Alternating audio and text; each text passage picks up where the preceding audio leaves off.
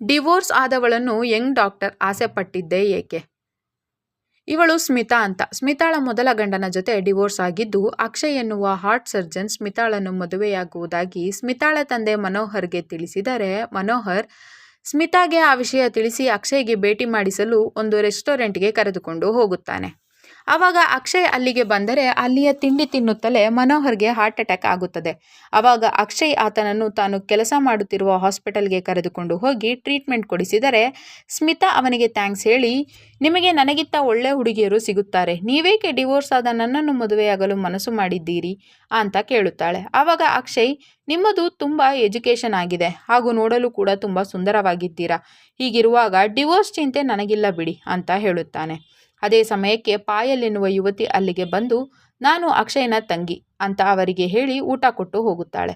ಮರುದಿನ ಅಕ್ಷಯ್ ಸೂರಜ್ ಎಂಬ ವ್ಯಕ್ತಿಯನ್ನು ಸ್ಮಿತಾಗೆ ಭೇಟಿ ಮಾಡಿಸಿ, ನಾವು 4-5 ಜನ ಸೇರಿ ಈ ಹಾಸ್ಪಿಟಲ್ ನಡೆಸುತ್ತಿದ್ದೇವೆ, ಇವರು ನನ್ನ ಕ್ಲೋಸ್ ಫ್ರೆಂಡ್ ಅಂತ ಪರಿಚಯ ಮಾಡಿಸುತ್ತಾನೆ. ನಂತರ ಸ್ಮಿತಾ ಅಕ್ಷಯ್ನನ್ನು ಮದುವೆಯಾಗಲು ಒಪ್ಪಿಕೊಂಡರೆ, ಮರುದಿನ ಮನೋಹರ್ ಮನೆಗೆ ಹೋದಂಥ ಅಕ್ಷಯ್, ನಾವು ನಡೆಸುತ್ತಿರುವ ಹಾಸ್ಪಿಟಲ್ನಲ್ಲಿಯ ನಮ್ಮ ಸ್ನೇಹಿತನೊಬ್ಬ ನನಗೆ 20 ಲಕ್ಷ ಮೋಸ ಮಾಡಿ ಹೋದ, ಹಾಗಾಗಿ ನಾನು ಸ್ಮಿತಾ ಅವರನ್ನು ಮದುವೆಯಾಗಲು ಆಗುವುದಿಲ್ಲ ಅಂತ ಹೇಳುತ್ತಾನೆ.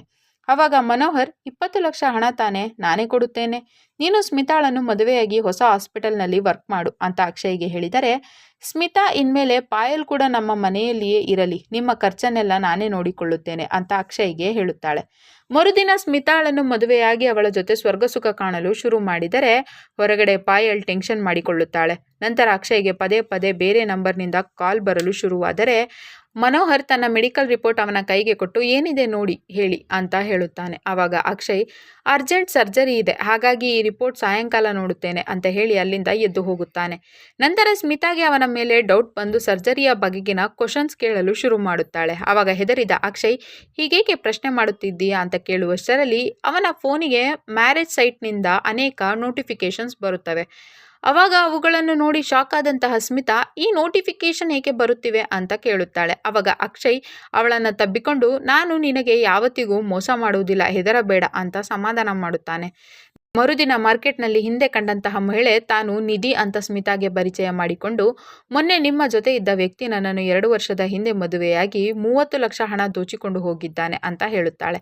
ಆವಾಗ ಸ್ಮಿತಾ, ಹೀಗೆ ಸುಳ್ಳು ಹೇಳಲು ನಿನಗೆ ನಾಚಿಕೆ ಆಗುವುದಿಲ್ಲವೇ ಅಂತ ಹೊಡೆಯುತ್ತಾಳೆ. ಆವಾಗ ನಿಧಿ, ನಾನು ಸುಳ್ಳು ಹೇಳುತ್ತಿಲ್ಲ, ಸ್ವಲ್ಪ ದಿನದಲ್ಲಿ ನಿಜ ಏನು ಅಂತ ನಿಮಗೆ ಗೊತ್ತಾಗುತ್ತದೆ, ಆವಾಗ ನನಗೆ ಕಾಲ್ ಮಾಡಿ ಅಂತ ತನ್ನ ನಂಬರ್ ಕೊಟ್ಟು ಹೋದರೆ, ವಾಪಸ್ ಮನೆಗೆ ಹೋದ ಸ್ಮಿತಾ ನಿಧಿಯ ವಿಷಯ ಪಾಯಲ್ಗೆ ತಿಳಿಸುತ್ತಾಳೆ.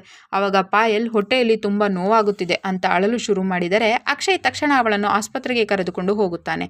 ಆವಾಗ ಸುನಿಲ್, ಇವಳ ಕಿಡ್ನಿ ಫೇಲ್ ಆಗಿದೆ, ಅರ್ಜೆಂಟಾಗಿ 10 ಲಕ್ಷ ಹಣ ಬೇಕು ಅಂತ ಎಲ್ಲರ ಮುಂದೆ ಹೇಳುತ್ತಾನೆ. ಆವಾಗ ಅಕ್ಷಯ್, ನಾನು ಮೊದಲೇ ಲಾಸ್ನಲ್ಲಿ ಇದ್ದೇನೆ, ಅಷ್ಟೊಂದು ಹಣ ಹೇಗೆ ಅರೇಂಜ್ ಮಾಡಲಿ ಅಂತ ಅಳಲು ಶುರು ಮಾಡುತ್ತಾನೆ. ಆವಾಗ ಮನೋಹರ್, ಸದ್ಯಕ್ಕೆ ನಾನು ಕೊಡುತ್ತೇನೆ ಬಿಡಿ ಅಂತ ಅಕ್ಷಯ್ಗೆ ಹೇಳಿ ತನ್ನ ಮನೆ ಅಡ ಇಟ್ಟು 10 ಲಕ್ಷ ಹಣ ಅಕ್ಷಯ್ಗೆ ಕೊಡುತ್ತಾನೆ. ಆವಾಗ ಅಕ್ಷಯ್, ಸದ್ಯಕ್ಕೆ ನೀವು ನನ್ನ ಮನೆಯಲ್ಲಿಯೇ ಇರಿ ಅಂತ ಹೇಳಿ ತನ್ನ ಮನೆಯ ಕೀ ಮನೋಹರ್ಗೆ ಕೊಟ್ಟರೆ, ಮರುದಿನ ಆ ಮನೆಯ ಮಾಲೀಕ ಅಲ್ಲಿಗೆ ಬಂದು, ಇವತ್ತಿನ ಅಗ್ರಿಮೆಂಟ್ ಮುಗಿಯಿತು, ಇಲ್ಲಿಂದ ಹೊರಡಿ ಅಂತ ಅವರಿಗೆ ಹೇಳುತ್ತಾನೆ. ಆವಾಗ ಶಾಕ್ ಆದ ಸ್ಮಿತಾ, ಇದು ನನ್ನ ಗಂಡನ ಮನೆ ಅಂತ ಹೇಳುತ್ತಾಳೆ. ಆವಾಗ ಆ ವ್ಯಕ್ತಿ, 1 ತಿಂಗಳ ಹಿಂದೆ ನಾನು ಅಕ್ಷಯ್ಗೆ ನಮ್ಮ ಮನೆ ರೆಂಟ್ ಕೊಟ್ಟಿದ್ದೆ ಅಂತ ಹೇಳಿದರೆ, ನಂತರ ಅವರು ಹಾಸ್ಪಿಟಲ್ ಕಡೆಗೆ ಓಡಿ ಹೋಗುತ್ತಾರೆ. ಆದರೆ ಅಲ್ಲಿಯೂ ಕೂಡ ಬೀಗ ಹಾಕಿದ್ದು ಅಕ್ಷಯ್ ಹಾಗೂ ಅವನ ಟೀಮ್ ಅದನ್ನು ಕೂಡ ಬಾಡಿಗೆಗೆ ತೆಗೆದುಕೊಂಡಿರುತ್ತಾರೆ. ಆವಾಗ ಮತ್ತೊಮ್ಮೆ ಶಾಕ್ ಆದ ಸ್ಮಿತಾ ನಿಧಿಗೆ ಕಾಲ್ ಮಾಡಿ ವಿಷಯ ತಿಳಿಸಿದರೆ, ನಂತರ ನಿಧಿ ಅಲ್ಲಿಗೆ ಬಂದು ಸ್ಮಿತಾಳೊಂದಿಗೆ ಸ್ಟೇಷನ್ಗೆ ಹೋಗಿ ಅಕ್ಷಯ್ನ ವಿರುದ್ಧ ಕಂಪ್ಲೇಂಟ್ ಕೊಡುತ್ತಾರೆ. ಆವಾಗ ಪೊಲೀಸರು, ಹೌದು ಇವರದೊಂದು ದೊಡ್ಡ ಗ್ಯಾಂಗ್ ಇದೆ ಅಂತ ಅವರಿಗೆ ತಿಳಿಸಿದರೆ, ನಿಧಿ, ನನ್ನದು ಕೂಡ ಡೈವರ್ಸ್ ಆಗಿತ್ತು, ಸ್ಮಿತಾಳದ್ದು ಕೂಡ ಆಗಿದೆ, ಅಂದರೆ ಅಕ್ಷಯ್ ಕೇವಲ ಡೈವರ್ಸ್ ಆದಂತಹ ಮಹಿಳೆಯರನ್ನೇ ಟಾರ್ಗೆಟ್ ಮಾಡುತ್ತಿದ್ದಾನೆ ಅಂತ ಪೊಲೀಸರಿಗೆ ಹೇಳುತ್ತಾಳೆ. ನಂತರ ಪೊಲೀಸರು ಅಕ್ಷಯ್ನ ಹಿಂದೆ ಬಿದ್ದರೆ ಪಾಯಲ್ ಅಕ್ಷಯ್ಗೆ ರಂಜಿತ್ ಅಂತ ಹೇಳುತ್ತಾ ತಬ್ಬಿಕೊಳ್ಳುತ್ತಾಳೆ. ಆವಾಗ ಅಕ್ಷಯ್, ನನಗೆ ನನ್ನ ಒರಿಜಿನಲ್ ಹೆಸರು ಕೇಳಿ ಒಮ್ಮೆಲೆ ಶಾಕ್ ಆಯಿತು ಅಂತ ಹೇಳುತ್ತಾ, ಈಗ ನಮ್ಮ ಹತ್ತಿರ ಸಾಕಷ್ಟು ಹಣವಿದೆ, ಈಗ ನನ್ನ ಹೆಂಡತಿ ಖುಷಿಯಾಗಿದ್ದಾಳೆ ತಾನೆ ಅಂತ ಅವಳಿಗೆ ಕೇಳುತ್ತಾನೆ.